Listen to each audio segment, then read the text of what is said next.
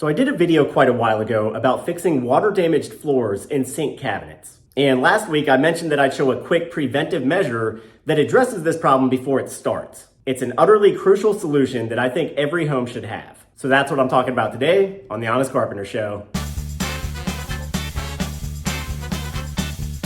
The rotted sink cabinet floor is so common for a couple of reasons. One, you have all this plumbing down here and it may sit out of sight for days or weeks at a time. And two, many cabinets are made of particle board these days, which doesn't stand up well to water penetration. So if you get plumbing drips down here, which is really inevitable, you'll also quickly get rot. And furthermore, you won't realize it till it's too late. If this occurs more than once, you'll wind up with a weak, sagging floor that's just ready to break through. On top of that, you'll inevitably get mold growth. Now, mold is really a complicated issue that I'm going to address next year in depth. It's not the boogeyman that many people think it is, but it's also not good, especially for people with allergic sensitivities. So the absolute most important thing is that you somehow prevent that rotten mold until you have time to notice and repair the leak. And the best way to do this is with an under sink mat. These are very simple rubber or vinyl mats that sit on the cabinet floor and act as a drip pan for leaks. They come in a variety of shapes and sizes to fit a variety of cabinets. The sink mat just operates like a basin to collect and contain water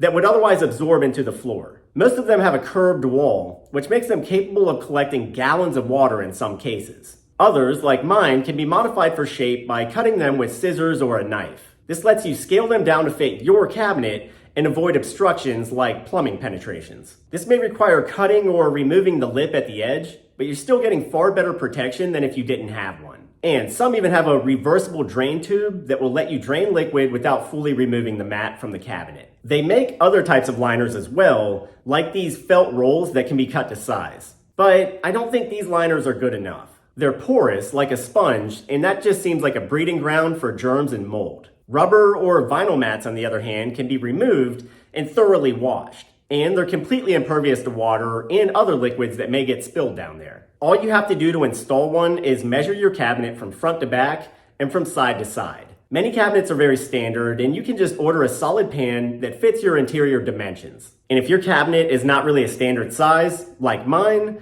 then just get a pan that you can modify. Some have precast mini curbs already set at the most common dimensions, which are easy to follow with a knife. They retail for about $30 to $50 and numerous manufacturers are making them. I'm not brand loyal here, just get one that works for your cabinet and budget. But as a small insurance policy, I can't think of any product better than this one. Cabinet repairs can be very expensive. And if you're serious about mold remediation, you technically have to remove cabinets, walls, flooring, and subfloor within 3 feet of mold spores. We're talking about a major kitchen remodel. Save yourself the money and hassle. Just get an under sink mat and check it every few days. If you see standing water, quickly address the leak. It's often something minor. And that's it. Problem solved.